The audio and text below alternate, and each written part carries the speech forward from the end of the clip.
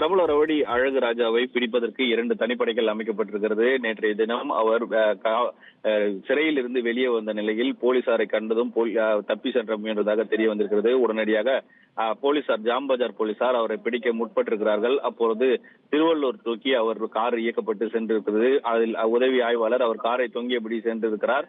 அதில் கீழே விழுந்து அவர் கால் முறிவு ஏற்பட்டிருக்கிறது.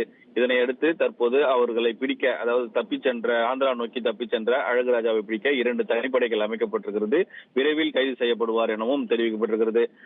ஆம்ஸ்டாங் வழக்கில் கைது செய்யப்பட்ட மலர்கொடியின் மகன் அழகுராஜா என்பது குறிப்பிடத்தக்கது.